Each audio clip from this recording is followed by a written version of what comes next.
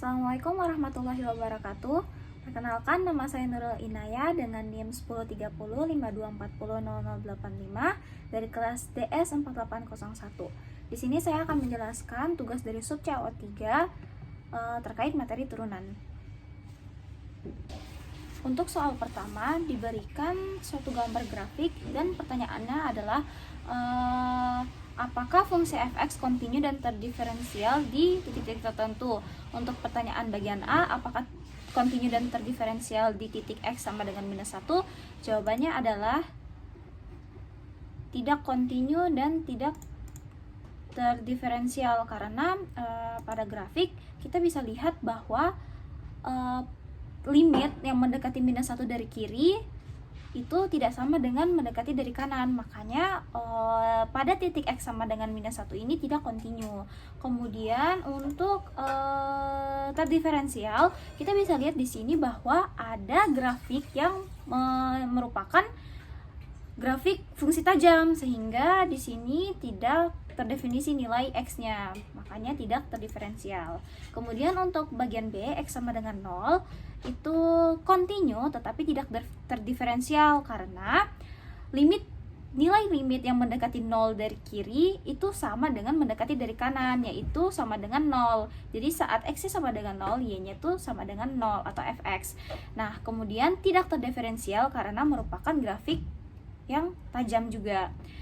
Jadi tidak terdefinisi untuk x sama dengan 0 turunannya. Kemudian untuk yang C, di titik x sama dengan 1,5 yaitu di antara 1 dan 2, kita bisa lihat di sini tuh grafiknya cekung, sehingga di sini tuh terdiferensial, yang artinya nilai dari turunannya tuh ada, bukan sebuah titik singular. Kemudian dia kontinu karena nilai dari limit dari kiri itu sama dengan dari kanan, yaitu di antara 0 sama 1.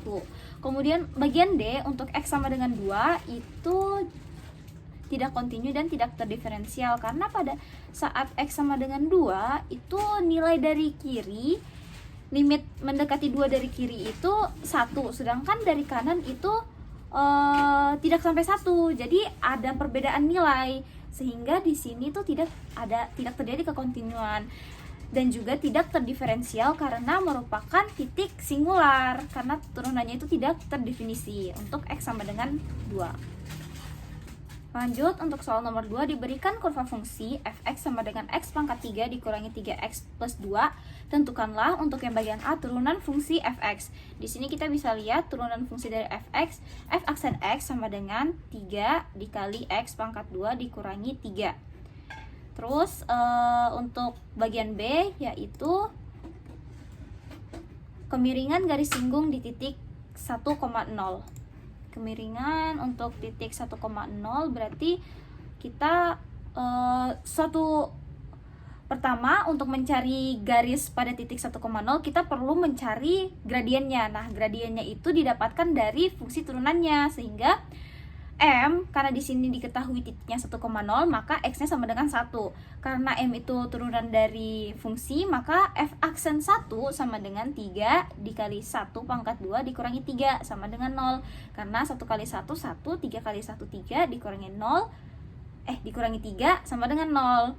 Untuk persamaan garis singgung yang C ditanyakan persamaan garis singgung di titik 1,0. Nah, karena kita sudah mendapatkan nilai M-nya dan di titik yang sama, maka kita bisa langsung mencari nilai dari C-nya dulu karena kita sudah tahu Y-nya itu 0. Kemudian X-nya itu 1, M-nya itu 0. Jadi bisa langsung kita substitusi. Y sama dengan MX plus C itu sama aja dengan 0 sama dengan M-nya tadi 0, 0 dikali x-nya itu 1, 0 dikali 1 plus C, karena yang mau kita cari itu adalah C-nya. C sama dengan 0, maka saat kita mau cari persamaan garis singgungnya, Y sama dengan, karena M-nya 0, maka 0 dikali X sama dengan 0 ditambah C, C-nya 0. Maka jadinya Y sama dengan 0 ditambah 0.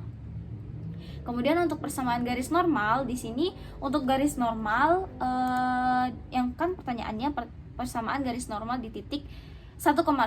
Nah, pertama itu untuk mencari garis normal kita perlu mencari gradien dari garis normal itu. Jadi untuk mencari gradien garis normal kita bisa memakai persamaan MN gradien untuk garis normal dikali dengan MS.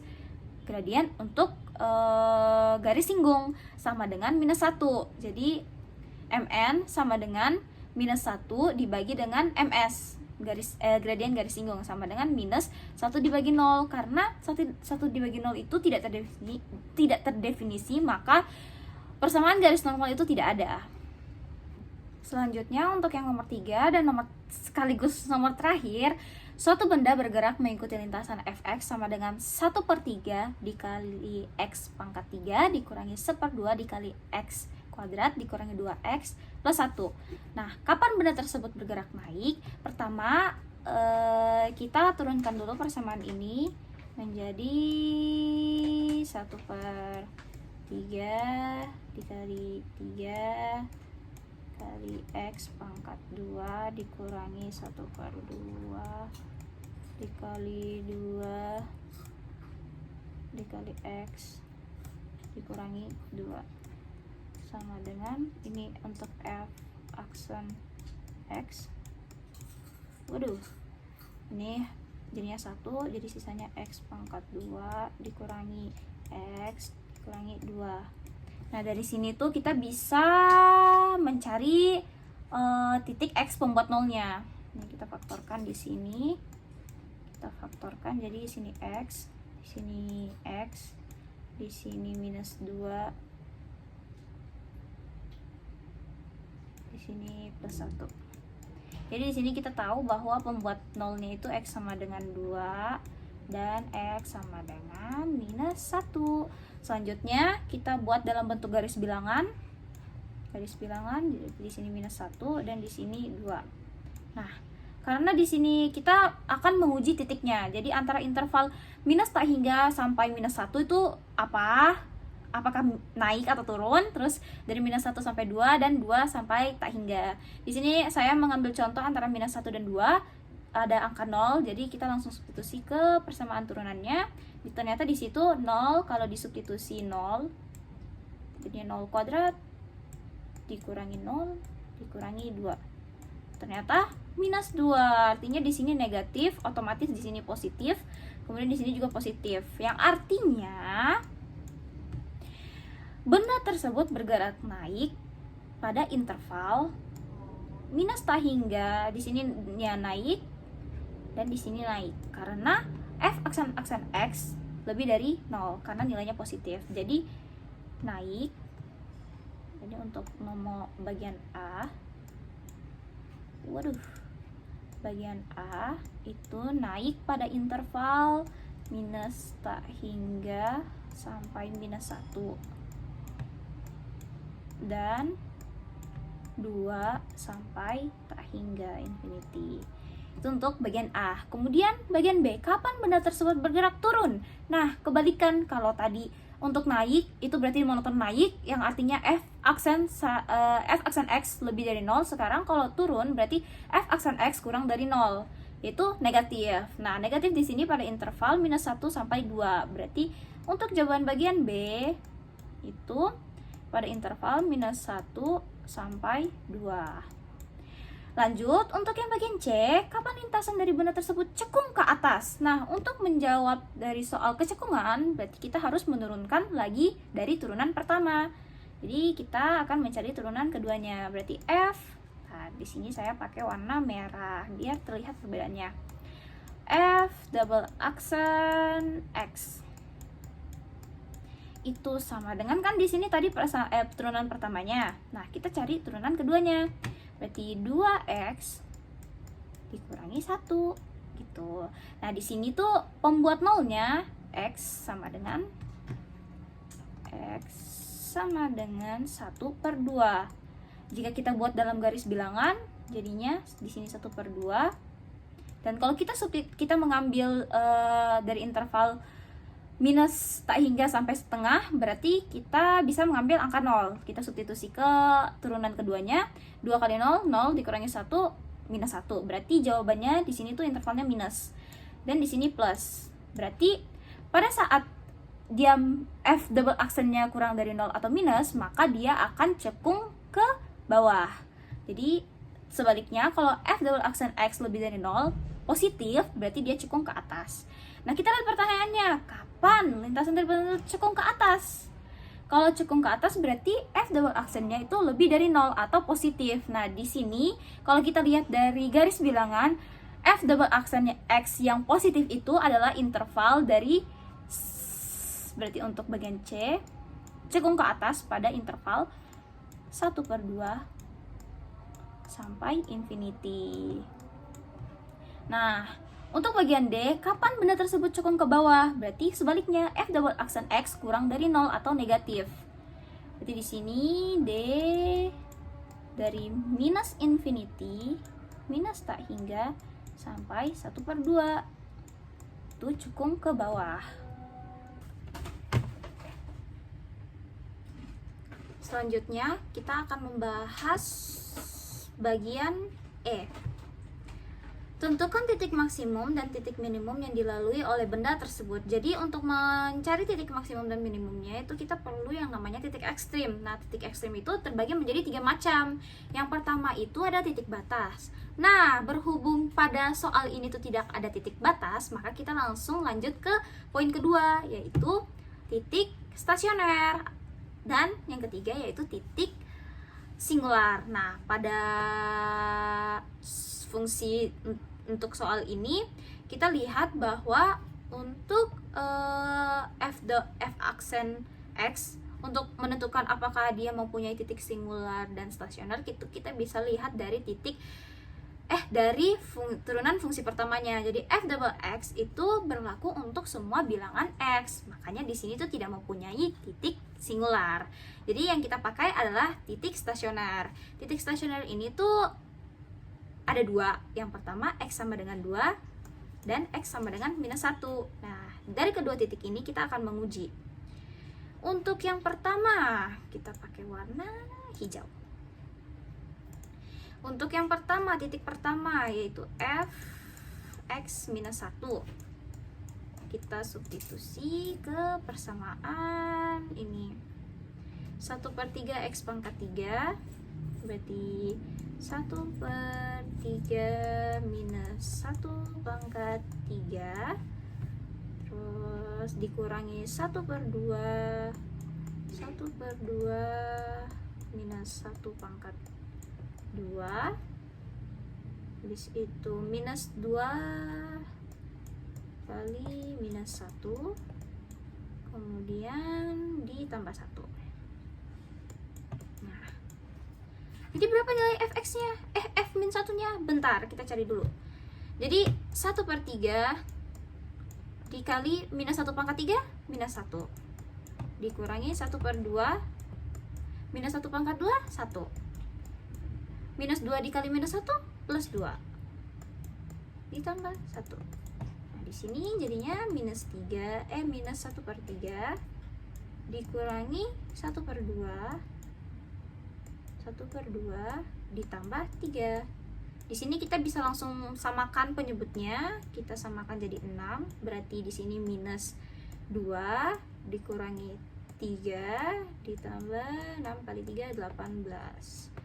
Di sini sama dengan minus 5 ditambah 18 berarti 13/6. Jadi titiknya yaitu minus 1,13/6. Nah, terus kita substitusi titik kedua yaitu F2 sama dengan 1/3 dikali 2 pangkat 3 dikurangi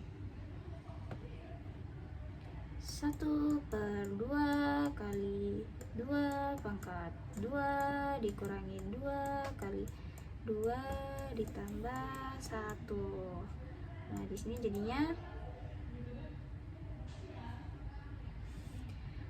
2 pangkat 3 itu 8. Jadinya 8/3 dikurangi 2 pangkat 2 itu 4/2 itu 4.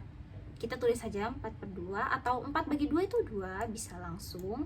Terus 2 kali 2 itu 4, jadi sini minus 4 plus 1.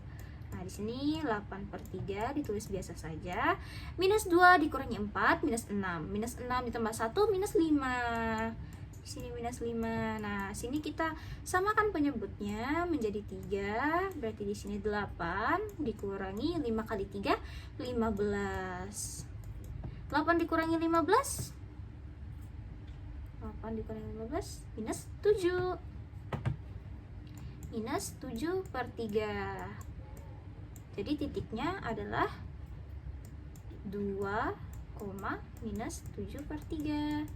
Nah, antara titik minus 1 sama 2 yang mempunyai nilai fx terkecil adalah saat x sama dengan 2. Maka nilai minimumnya adalah nilai minimumnya adalah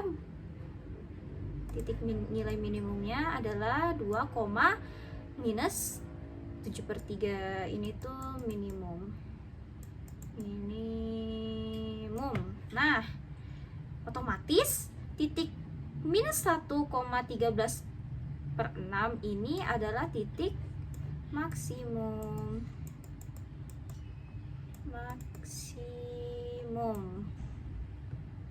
Nah, itu adalah jawaban untuk bagian E. Sekarang kita mencari jawaban untuk soal bagian F. Tentukan pada titik mana benda tersebut berbelok. Jadi perlu kita ketahui bahwa titik atau garis atau suatu benda ini itu berbelok pada saat terjadi perubahan kecekungan. Nah, kecekungan itu kan terjadi di turunan kedua, F double aksen. Berarti di sini F double aksennya itu kan 2x minus 1. Nah, terjadi perubahan saat x-nya itu sama dengan F double x itu sama dengan 0. Nah, di sini kan pembuat nolnya titiknya x sama dengan 1/2. Maka di sini itu benda belok itu pada saat titiknya x sama dengan 1/2. Nah, kita cari berapa y-nya kalau x-nya sama dengan 1/2. Sini kita pakai warna orange. Untuk soal bagian E, titik x sama dengan 1/2. Maka F 1/2 sama dengan 1/3 dikali 1/2 pangkat 3 dikurangi 1/2 kali 1/2 pangkat 2 dikurangi 2 dikali 1/2 ditambah 1 sama dengan 1/3. 1/2 pangkat 3 berapa? 1/8 dikurangi 1/2 kali 1/4 dikurang 2 kali 1/2 itu sama aja dengan 1 ditambah 1. Ini sebenarnya bisa langsung dicoret sih. Ini kan habis jadi 0. Makanya di sini sisanya sama dengan 1/3 kali 8. 1 kali 1 1, 3 kali 8 24 dikurangi 1 kali 1 1, 2 kali 4 8 sama dengan, kita samakan penyebutnya jadi 24. Ini 1 kurang 3, karena 8 kali 3 24, maka 1 kali 3 3 sama dengan minus 2/24. Atau bisa kita sederhanakan menjadi minus 1/24 bagi 2 12. Maka titiknya adalah titik belok benda tersebut saat 1/2, minus 1/12. Inilah yang menjadi titik belok. Titik belok. Nah, titik belok. Jadi sekian penjelasan jawaban Subcal O3 dari saya. Mohon maaf bila ada salah kata. Terima kasih atas perhatiannya. Wassalamualaikum warahmatullahi wabarakatuh.